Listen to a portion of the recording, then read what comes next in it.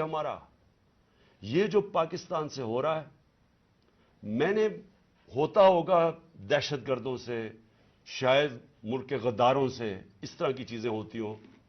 मैंने अपनी जिंदगी में कभी इस तरह के वाकया नहीं देखे कि पहले एक कारकुन है, फिर वो स्पेशल चाइल्ड है, और फिर वो कोई किसी किस्म का जिंदगी में उसने किसी से लड़ाई तक नहीं की, उससे ये तशद्दुद किया जाए। और तशद्दुद क्या किया?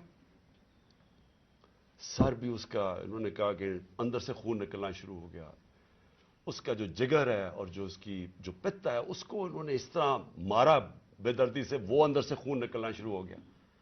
लेकिन उसके प्राइवेट पार्ट्स, यानी उसके ऊपर तशद्दुद किया हुआ। मैं एक और कुरान की आयत है, अल्लाह कहता है कि इंसान को कि मैंने तुम्हें अशरफुल मखलूकात बनाया, सबसे अजीम मखलूक, जो इंसान का दर्जा फरिश्तों से भी ऊपर चला जाता है। अगर इंसान अल्लाह के हुक्म पे चले वो फरिश्तों से ऊपर चला जाता है। लेकिन वही कुरान में लिखा है वो जब वो गिरता है वो जानवरों से भी नीचे चला जाता है। जानवर भी ये ना करें। हमने इसको पूरी तरह केस लड़ेंगे।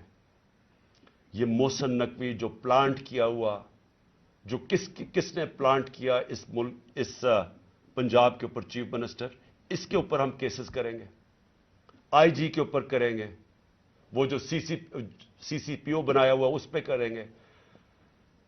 अदालत ने, सुप्रीम कोर्ट ने कहा कि जो पुराना सीसीपीओ है उसको वापस रीइंस्टेट करो, उसको अभी तक रीइंस्टेट नहीं किया। अदालतों के फैसले नहीं चल रहा है, अदालत कुछ कहती है या उसके ऊपर अमल नहीं किया जाता।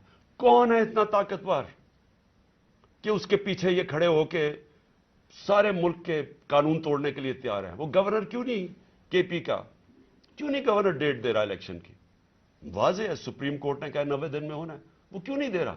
कौन उसके पीछे खड़ा है जो वो डेट नहीं देता?